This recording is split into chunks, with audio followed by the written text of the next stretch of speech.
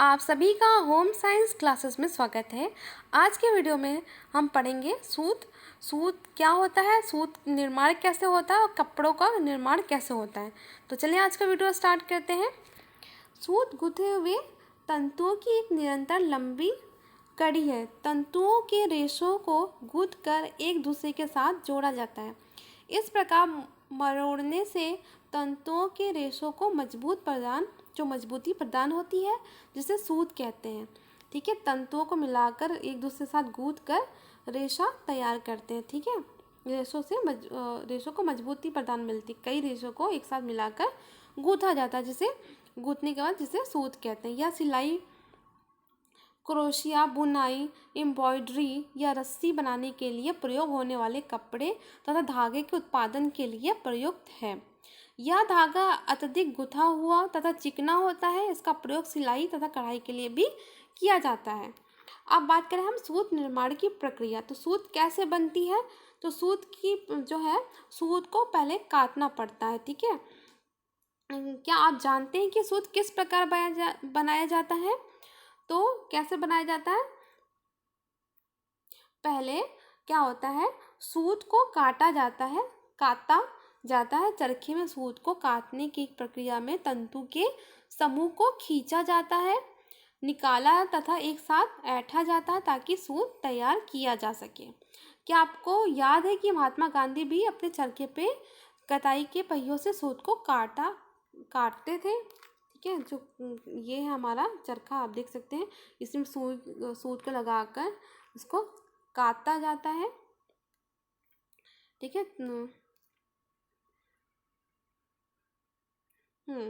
तो सूत बनाने के लिए तंतु के रेशों को या तो एस आकार में, ठीक है, घड़ी की सुई की दिशा में, ठीक है, या फिर जेड आकार में घड़ी की सुई की विपरीत दिशा में, ठीक है, ऐंठा जाता है। ठीक है, ऐंठन दो प्रकार की होती है, एस आकार और जेड आकार की। ठीक है, सूत की गुणवत्ता तथा मजबूती प्रति इंच ऐंठनों की संख्या पर निर्भर करती है। प्रति इंच ऐंठनों की संख्या जितनी कम होगी, सूत उतना ही भारी तथा कम मजबूत होगा, और यदि ऐंठनों की संख्या अधिक होती है तो सूत महीन और मजबूत होगा। ठीक है, एग्जाम में पूछता है ऐंठन कितने प्रकार की होती है, तो ऐंठन दो प्रकार की, एस और जेड। यहाँ पे आप देख सकते हैं एस इस टाइप का होता है और जेड आप देख सकते हैं जेड इस टाइप का होता है। और इसमें ऐंठनों की संख्या आप देख सकते हैं 1 2 3 4 5 6। ठीक है, तो ये ऐंठनों की संख्या है। मशीन द्वारा कटाई की जाती है, तो वो पारंपरिक जो है कटाई जो चरखों से होती है, और मशीन से कैसे होती है, तंतु तथा फिलामेंट दोनों को सूत में गूंथा जाता है, तत्पश्चात उन्हें विभाजित प्रयोजनों के लिए प्रयोग किया जाता है। फिलामेंट रूप में उपलब्ध तंतुओं को छोटे आकारों में काटा जाता है और तत्पश्चात उनसे सूत का निर्माण किया जाता है, जिसे स्पन सूत कहते हैं। सूत बनाने के विभिन्न चरण होते हैं। तो कौन कौन सा चरण होता है, पहला चरण इसका क्या होता है, पहला है सफाई।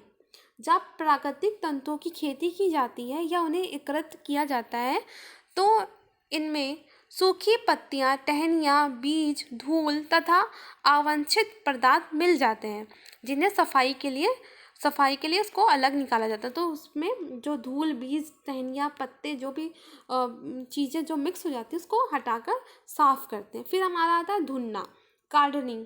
ठीक है, कई बार तंतु एक दूसरे के साथ चिपक जाते हैं।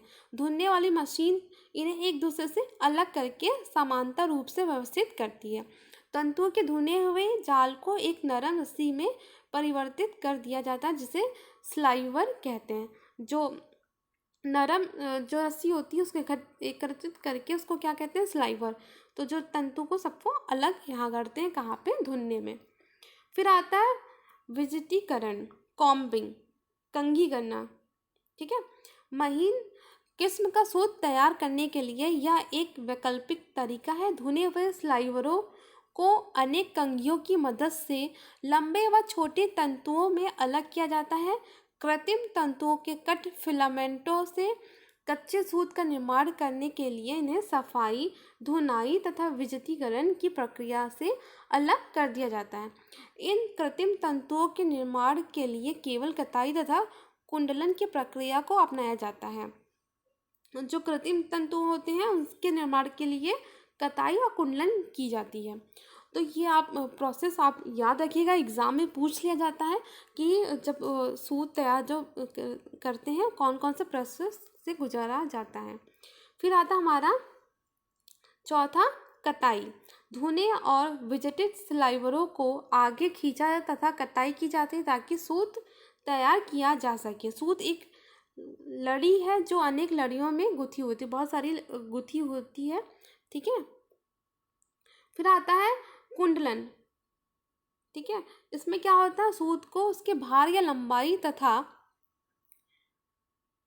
उसके अंतिम प्रयोग के आधार पर विभिन्न पैकेजों में तैयार किया जाता है। कपड़ा निर्माण के लिए सूत के कुछ सामान्य पैकेज हैं। गोला, हाथ से बुनाई के लिए प्रयोग होने वाला सूत्र जो होता है उसके गोला में बनाया जाता है। सिलाई के लिए रील या रिबन के लिए अलग बनता है।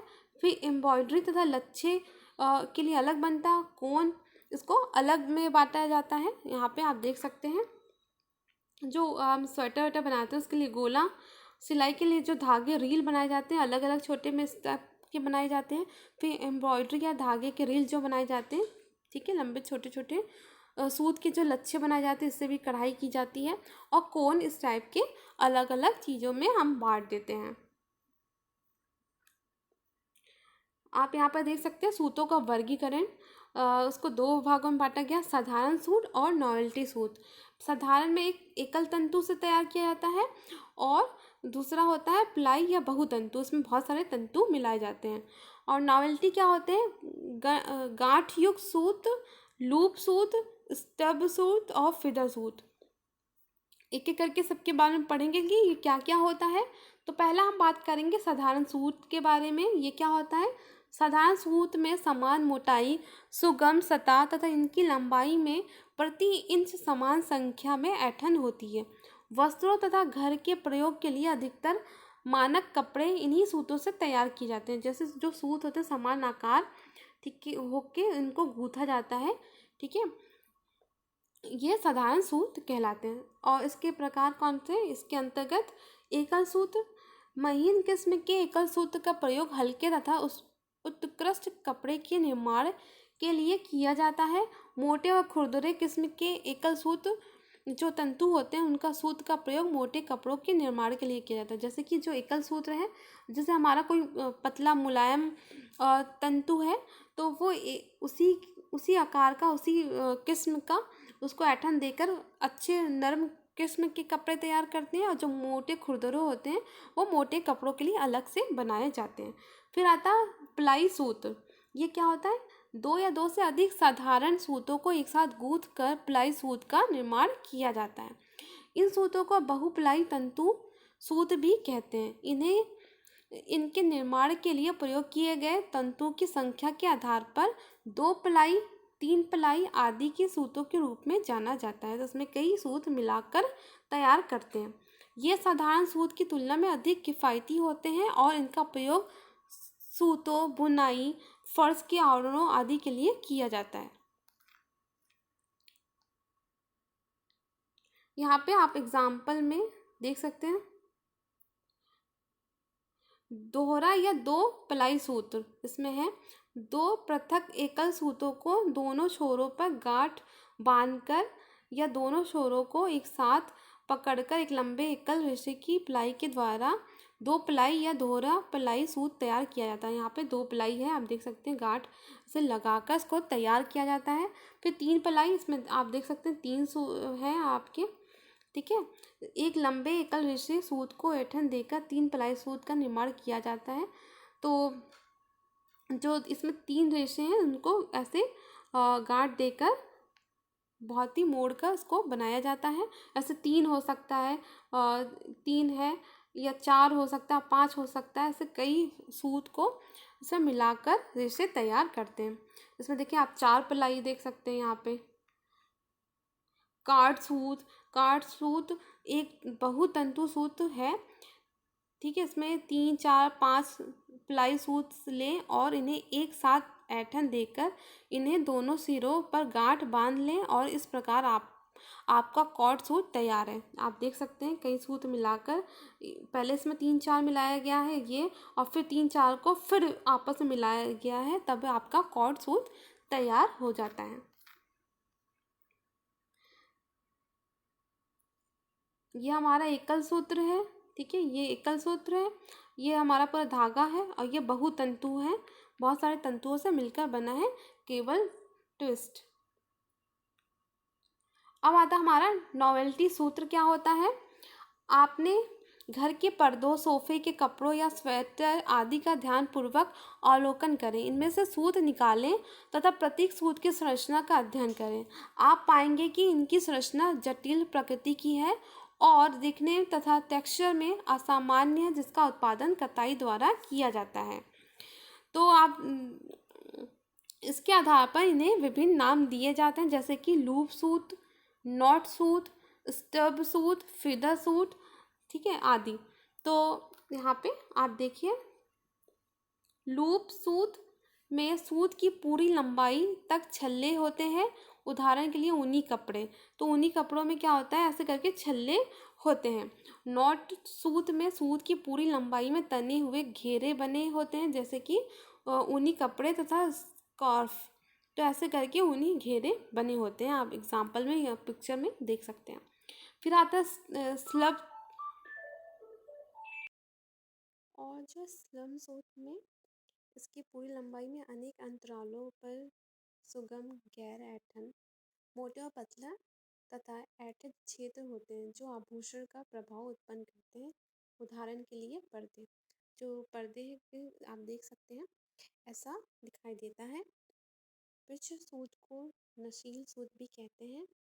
इसकी जो इनकी सतह होती है कोमल और मुलायम होती है। उदाहरण के लिए गलीचे, कालीन की जो सतह ऐसे निकले होते हैं जिससे बहुत ही उससे मुलायम होते हैं। तो आज के लिए इतना ही।